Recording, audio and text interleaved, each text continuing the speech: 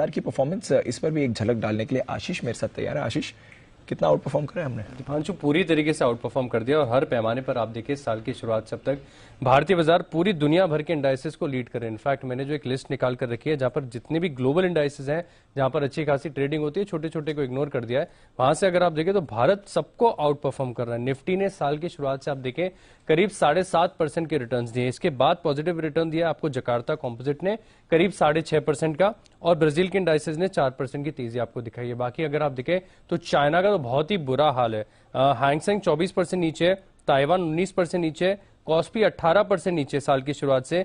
US के markets में देखिए तो S&P 500 17% नीचे है।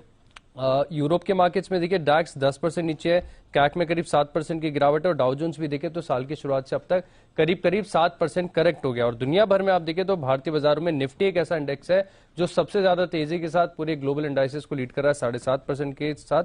और हो सकता है कि इसके पीछे बड़ा कारण ये कि अभी मौजूदा सबसे बड़ी चिंता इन्फ्लेशन है, और इन्फ्लेशन के लिहाज से देखें तो भारत कंपैरेटिवली दूसरी देशों की तुलना में काफी अच्छा मैनेज कर रहा है। इसके चलते आपको ये तेजी देखने को मिल रही है। 7.5% के बड़े गेंस के साथ निफ्टी पूरी दुनिया को कर रहा है आउट परफॉर्म। जबरदस्त आउट परफॉर्मेंस आपको आती हुई दिख रही है। तो डाउ 7% नीचे है इस टाइम पीरियड में, और हम 7.5% ऊपर हैं।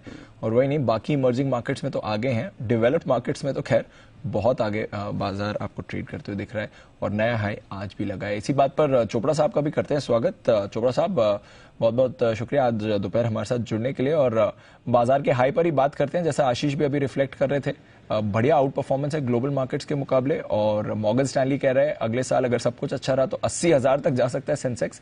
फिलहाल आपकी क्या रीडिंग है? क्या ये मोमेंटम बरकरार रहेगा, या फिर थोड़ा हम भी ग्लोबल मार्केट्स के साथ लुढ़क सकते हैं? दीप, मेरे 2-4 इसके ऊपर कुछ व्यूज हैं। पहली चीज कि भारत बड़े it's at a very sweet spot. तो जो ग्लोबल पैसा है या जो हॉट मनी है वो इंडिया जरूर आएगा, इंडिया को फॉलो करेगा, क्योंकि बहुत कम डेस्टिनेशंस बची हैं दुनिया भर में जहां पर पैसा इन्वेस्ट किया जा सकता है। जाहिर है कि रशिया में, चाइना में, जो ब्रिक्स इकोनॉमीज के मेजर प्लेयर्स है रशिया, चाइना और इंडिया, तो रशिया में पैसा नहीं जाएगा, चाइना में नहीं जाएगा, तो भारत आएगा। तो सबसे पहली बात तो जहां पर भी लिक्विडिटी जिस मार्केट को चेस करती है तो वहां पर तेजी के चांसेस बन जाते हैं। दूसरी चीज, जिस तेजी से हमने देखा 16,000 से लगभग हम 18,600 पे बैठे हैं, तो 18,700-800 पे बैठे हैं। जिस तेजी से मार्केट ने जो तेजी मार्केट ने दिखाई है वो हो सकता है थोड़ी सी अभी फिजल आउट हो, थोड़ा सा करेक्शन हो। मुझे लगता है कि मार्केट में हेल्दी करेक्शंस होने चाहिए, और अगर ये होते रहेंगे तो मार्केट में दम बना रहेगा, क्योंकि करेक्शंस के बिना कई बार मार्केट थकान दिखाता है और आगे बढ़ने के लिए कुछ रहता नहीं है, ट्रिगर्स नहीं रहते। तो अच्छी संभावना है कि अब से लेके जनवरी तक आपको तेजी दिखे। बीच में 1-2 छोटी मोटी करेक्शंस आए, प्री बजट रैली भी हमें देखने को मिलेगी। अभी हो सकता है कि दिसंबर मंथ में, मिड में, जब FIIs छुट्टी पे जाते हैं तो काफी सुस्ती का माहौल रहे, और कई बार वो प्रॉफिट बुक भी करते हैं, तो हो सकता है दिसंबर मिड में मैं एक एक्सपेक्ट कर रहा हूं कि छोटी मोटी करेक्शन आनी चाहिए, मगर वो बहुत बड़ी करेक्शन नहीं होगी, क्योंकि कोई मेजर ट्रिगर नहीं है नेगेटिविटी का। थोड़ा बहुत प्रॉफिट बुकिंग होगा जिसके लिए हम सबको तैयार रहना चाहिए, और वो प्रॉफिट बुकिंग जो है वो अच्छी अपॉर्चुनिटी होगी दोबारा से अच्छे कंपनीज में, स्टॉक्स में घुसने के लिए, और प्री बजट रैली को हम राइड कर सके उसके लिए।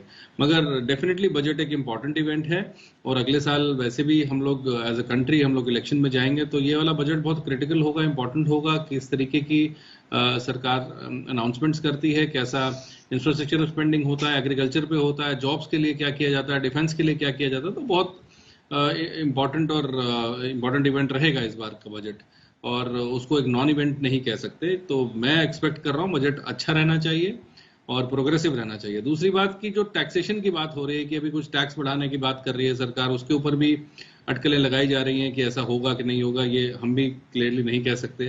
तो budget on the flip side, एक अगर टैक्स में बढ़ने की बात हो, टैक्स बढ़ाने की बात होती है, तो वो भी एक बहुत नेगेटिव सेंटिमेंट क्रिएट करेगा। जैसा हमने लगभग 2018 में देखा था कि जब लॉन्ग टर्म कैपिटल गेन्स और शॉर्ट टर्म कैपिटल गेन्स के जो स्लैब्स हैं उनको चेंज किया गया था, तो मार्केट ने काफी नेगेटिवली लिया था, फॉरेन इन्वेस्टर्स ने नेगेटिवली लिया था। मुझे पर्सनली ऐसा लगता है कि सरकार को ऐसा नहीं करना चाहिए, क्योंकि अभी अभी हम एक पैंडेमिक से निकले हैं, वॉर के प्रॉब्लम से निकले हैं, इन्फ्लेशन के प्रॉब्लम से निकल रहे हैं, तो ऐसा इन सिचुएशंस में सरकार को कुछ गलत काम नहीं करना चाहिए। सेकेंडली, आगे इलेक्शन ईयर है, तो एक अच्छा प्रोग्रेसिव फॉरवर्ड लुकिंग बजट होगा। जहां तक आपने कहा कि निफ्टी का लेवल क्या होगा, मेरा पर्सनल थिंकिंग है कि निफ्टी संभावना मुझे लगता है कि 30,000 पे जानी चाहिए, समय लगेगा। और ओवरऑल हम एक बुल के सिनेरियो में है, माइनस द करेक्शंस, थोड़ी बहुत करेक्शंस आएंगे। अगर कोई बड़ा पैंडेमिक या कोई प्रॉब्लम या वॉर ना हुई तो मुझे लगता है निरंतर बाजार बढ़ते रहेंगे। ओके, तो कोई अगर बड़ी प्रॉब्लम ग्लोबली नहीं आती तो हमारे बाजार आपको अच्छे मूड में दिखेंगे, कोई परेशानी की बात नहीं है।